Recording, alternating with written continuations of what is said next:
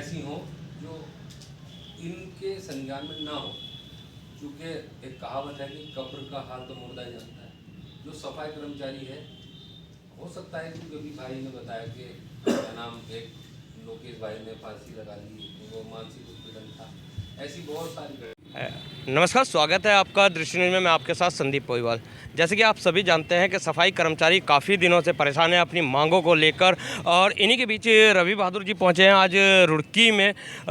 सफाई कर्मचारियों से बातचीत की है और इन्होंने जो विधानसभा सदन है वहां पे भी सफाई कर्मचारियों की जो पीड़ा है और जो मांगे हैं उसको उठाया है। तो रवि बहादुर जी से जानते हैं कुछ बातों को लेकर। रवि बहादुर जी, आपकी विधानसभा है जवालापुर, लेकिन आप आज रुड़की विधानसभा में पहुँचे और सफाई कर्मचारियों के साथ रूबरू हो रहे हैं। क्या ऐसे कारण बने कि आपको अपनी विधानसभा छोड़ के रुड़की विधानसभा में आना पड़ा? देखिए संदीप भाई, एक तो आपका धन्यवाद, आप मेरे जो है व्यूज़ जान रहे हैं। विधायक विधायक होता है और वो पूरे प्रदेश का होता है, और अगर कहीं कोई चीज़ गलत हो रही है, चाहे फिर वो हरिद्वार हो, रुड़की हो, चाहे झबरेड़ा हो, ये एक विधायक का काम है। और समाज के नाते भी मेरा ये कर्तव्य है कि मैं उनकी प्रॉब्लम सुनना है, उनकी समस्या सुनना हो।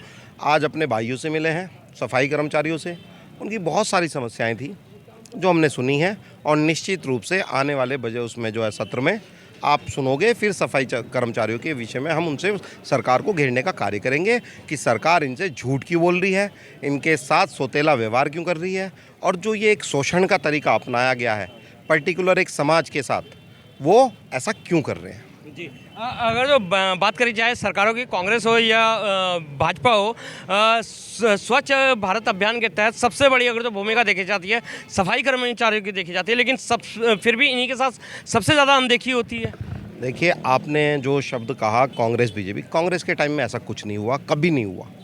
हमेशा सफाई कर्मचारियों की हित की बात हुई है। जब जब सफाई कर्मचारी किसी प्रॉब्लम को लेके धरने पे बैठा तो हमारी सरकारों ने पूछने का उस वक्त कार्य किया है कि आपको समस्या क्या है। पर जब से भाजपा आई है, समस्या तो यही हो गई है इस देश में। आज जो हम बोलते हैं कि देश दिशाहीन हो रहा है, ये सरकार दिशाहीन है, कारण ये है कि स्वच्छ भारत करोड़ों अरबों रुपए का बजट है, और जो स्वच्छ करने में इनको लगे हुए हैं वो आज भुखमरी की कगार पे है। आज वो भूखा मर रहा है, आज वो 6-7 हज़ार रुपये की तनख्वाह पे जी रहा है। आज वो अपना 3-3 साल का रिटायरमेंट का पैसा मांग रहा है। आज मृतक आश्रित उनके पद खत्म है। जो संविदा पे हमारा कर्मचारी होता है और वो अगर मर भी जाता है तो कोई ऐसा प्रावधान नहीं है उसको उसके परिवार वालों को नौकरी पर ला दिया जाए। इंश्योरेंस उनके खत्म है। तो इन सब चीज़ों को लेके भाजपा के ऊपर आप एलिगेशन लगा रहे हैं, तो भाजपा अभी काशी में जो पवित्र धाम माना जाता है वहाँ पे मोदी जी ने पैर धुए हैं सफाई कर्मचारियों को और बहुत सम्मान दिया है और बहुत सारी बातें भी कही हैं कि तनख्वाह भी बढ़ाएंगे। मैं इसमें एक ही चीज़ कहना चाहूँगा कि मोदी जी के पैर हम धो देते हैं, बस वो इनको परमानेंट रोजगार दे दें, राज्य कर्मचारी का दर्जा दे दें और देश से ठेका प्रथा खत्म कर दें। वो नहीं कर सकते क्योंकि उनकी वो मंशा ही नहीं है। पैर धोने से किसी का पेट नहीं पल रहा है, और अयोध्या पे एयरपोर्ट का नाम महर्षि वाल्मीकि जी के नाम पे देने से वो काम नहीं हो रहा है। वो सब चीज़ें बाद की हैं। पहले इस समाज को उठाने का तो कार्य कीजिए। इस समाज को, इसका बच्चा, आज इनका सफाई कर्मचारियों का बच्चा स्कूल नहीं जा पा रहा है, वो ढंग से शिक्षा नहीं ले पा रहा है। एक और आरटीई चल रहा है, राइट टू एजुकेशन, वो भी कांग्रेस लाई थी। एक और आप बोलते हो कि हम समान नागरिक संहिता ला रहे, कहाँ है उसमें सफाई कर्मचारी कहाँ खड़ा है? सफाई कर्मचारी का फ़ायदा क्या हो रहा है? सफाई कर्मचारी का बच्चा जो क्या स्कूल जा रहा है? आज कितने सफाई कर्मचारियों के बच्चे हैं जो आज डीएम बन रहे हैं, कलेक्टर बन रहे हैं, एसडीएम बन रहे हैं, तहसीलदार बन रहे हैं? आज वो ग्राफ तो उठा के देखिए ना। एक नाम देने से या पैर धोने से अगर सफाई कर्मचारियों का भला हो रहा है तो मैं ये कहना चाहूँगा वो किसी और समाज के पैर धो ले, पर इस समाज को नौकरियां दे दे। रवि जी, अगर जो कांग्रेस की बात करी जाए, आप वाल्मीकि समाज से आते हैं, आप वाल्मीकि समाज के नेता हैं, 19 विधायक और भी हैं उत्तराखंड के अंदर, लेकिन कोई भी विधायक सिवाय आपको छोड़ के सफाई कर्मचारियों की बात नहीं उठाता। नहीं, ऐसा नहीं है।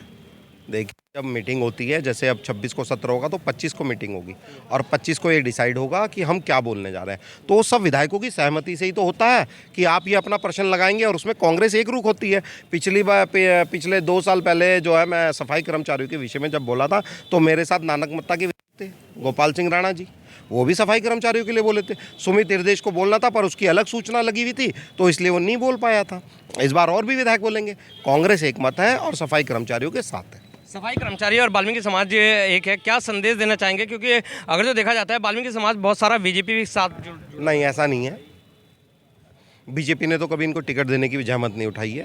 कांग्रेस ने टिकट भी दिया है और वाल्मीकि समाज हमेशा कांग्रेस की रीढ़ की हड्डी रहा। हाँ, ये स्वतंत्र है, आदमी स्वतंत्र होता है, वो कहीं भी वोट डाल सकता है, पर निश्चित रूप से जिस तरीके से आज कांग्रेस सफाई कर्मचारियों के बारे में सोच रही है, अपनी मैनिफेस्टो में इनकी बात लाने की सोच रही है कि ठेका प्रथा हम पूरे देश में ख़त्म करेंगे, तो मुझे लगता है कि इस बार सफाई कर्मचारी, पूरा वाल्मीकि समाज जो है कांग्रेस के साथ आएगा। जी, पूरा वाल्मीकि समाज कांग्रेस के साथ आएगा। यहाँ पे हमारे साथ एक भी और भाई भी हैं जो कि झबरेड़ा से प्रत्याशी थे, लेकिन किसी वजह से इनको टिकट नहीं मिला। क्या कहना चाहेंगे भाई साहब? मैं भाई रवि बहादुर जी की बात से सहमत हूँ और समाज के साथ हैं हम लोग भी, जैसे वो सदन में उठा रहे हैं और साथ है सब लोगों के साथ, सफाई कर्मचारियों के साथ, समाज के साथ। जी, क्या कारण है कि सफाई कर्मचारियों के साथ ही ज़्यादा शोषण होता है? क्या ये पढ़ाई लिखाई की कमी है या छुआछूत की कमी है? नहीं, सरकारों की संवेदनशीलता भी है इनके साथ जो पक्षपात करती है, और मुझे लगता है कि अब धीरे धीरे छुआछूत को भी सरकारें कम करेंगी। माननीय विधायक जी ने सदन में सवाल उठाया है, तो उस पर सरकार को संज्ञान देना चाहिए। जी, तो सरकार को संज्ञान देना चाहिए। तो विधायक रवि बहादुर के आपने सुनी है कि यहाँ पे सफाई कर्मचारियों की परेशानियों को सुनने आए थे और विधानसभा सत्र में जो वो परेशानी को उठाते भी हैं। तो रवि चौटाला जी है जो कि हमेशा संघर्षशील रहते हैं रुड़की के अंदर। रवि चौटाला जी, आपके अपने विधानसभा के भी विधायक हैं प्रदीप बत्रा जी, उनको ना बुला के आपने भारी विधायक को बुलाया? नहीं, ऐसा कुछ नहीं, भारी विधायक नहीं है, वो समाज के प्रथम विधायक उत्तराखंड से। और रही हमारी 31 विधानसभा की बात, तो हमने पहले भी विधायक जी को, प्रदीप बत्रा जी को अवगत कराया है और उन्होंने भी मुख्य मांगे रखी थी सफाई कर्मचारियों की। लेकिन जिस प्रकार रवि बहादुर जी ने मांगे रखी हैं, उस प्रकार विधायक प्रदीप बत्रा जी ने नहीं रखी हैं, क्योंकि उनकी सरकार है, डबल इंजन की सरकार है। वो चाहते तो बहुत कुछ कर सकते थे सफाई कर्मचारियों को, लेकिन नहीं, वो भी मामला ठंडे बस्ते में रह गया। लेकिन विधायक जी ने एक विपक्ष के नेता के तौर पर सफाई कर्मचारियों के हित के लिए जो बात कही है, वो बहुत सराहनीय है और उन्होंने बहुत ही प्रमुखता से आवाज़ उठाई है सफाई कर्मचारियों। यानी कि आपका कहने का मतलब ये है कि आज भी कहीं ना कहीं जात पात है, वाल्मीकि समाज को उस नज़रिए से नहीं देखा जाता कि उनकी भी बात प्रमुखता से उठाई जाए? नहीं, ये तो कास्ट फीलिंग का मुद्दा तो मैं कहना नहीं चाहूँगा। बहुत जगह से कास्ट फीलिंग समाप्त हो चुकी है, लेकिन कुछ जगह है कास्ट फीलिंग। लेकिन ये जो मुद्दे उठते हैं, एक हमारा जब तक हम विधान तो देखा जाता है उत्तराखंड के अंदर सबसे ज़्यादा जो धरना प्रदर्शन तो सफाई कर्मचारियों के रुड़की के अंदर ही होते हैं। हाँ, बिल्कुल होते हैं, रुड़की के अंदर होते हैं, क्योंकि सफाई कर्मचारियों को उनका वो हक अधिकार नहीं मिलता जो उन्हें मिलना चाहिए, चाहे वो स्थानीय स्तर पर हो, चाहे वो शासन स्तर पर हो, या वो किसी भी लेवल पे हो। वो नहीं दे पाते लोग उन्हें, सफाई कर्मचारियों को उनको न्याय। अभी आपकी क्या क्या मुख्य मांगे हैं जो आज रवि बहादुर जी सुन के गए हैं विधायक जी? हमारी मुख्य मांगे ये हैं कि जो अभी हमने रवि बहादुर जी को यहाँ आमंत्रित किया था और वो हमारे आह्वान पर आए भी, अखिल भारतीय सफाई मजदूर संघ के तत्वाधान में, तो हमारी एक सभा आहूत की गई, जिसमें कम्युनिटी हॉल में, सभागार में, और सभा आहूत की गई थी कि सफाई कर्मचारियों को जिस प्रकार से स्थानीय स्तर पर भी और शासन स्तर पर भी प्रताड़ना दी जा रही है, तो हमने उनसे मांग पत्र दिए हैं, डिमांड दी है। हमने उनसे आह्वान किया है कि आप विधानसभा में बैठते हो तो सफाई कर्मचारियों को जो जितने भी लंबित मामले हैं, जितनी भी सफाई कर्मचारियों की समस्या है, जितना भी सफाई कर्मचारियों का दर्द है, वो आप अपने स्तर से विधानसभा में रखें और सरकार को चेताने का कार्य करें। ये अगर जो विधायक तो हैं ही, लेकिन आपकी जो एक संगठन है उसके माध्यम से भी निरंतर धरने हैं, रुड़की में भी हैं, देहरादून सचिवालय भी घेराव किया था आपने। बिल्कुल चरणबद्ध आंदोलन को तैयार हैं, हम चरणबद्ध आंदोलन कर रहे हैं और आंदोलित हैं काफ़ी समय से, लेकिन सरकार सुनने को तैयार नहीं है। लोकसभा के चुनाव आ रहे हैं, क्या रहेगा वाल्मीकि समाज का रुझान लोकसभा में? लोकसभा चुनाव में तो रुझान यही रहेगा, अगर डबल इंजन की सरकार कुछ करती है तो समाज उसके लिए सोचेगा, अगर नहीं करती है तो हमारे पास अन्य पार्टी हैं, कोई दिक्कत नहीं है। जी, तो सुना आपने, रवि चौटाला जी ने साफ कर दिया कि अगर जो भाजपा सफाई कर्मचारियों के लिए या वाल्मीकि समाज के लिए कुछ करती है तो उसके लिए लोकसभा में सोचा जाएगा, नहीं तो फिर किसी और पार्टी के साथ लगा जाएगा। तो इसी तरीके की खबरें देखने के लिए बने रहे दृष्टि न्यूज़ में, दिखाते रहेंगे आपको इसी तरीके की खबरें। जब तक के लिए दीजिए इजाज़त। जय हिंद, जय भारत, जय उत्तराखंड।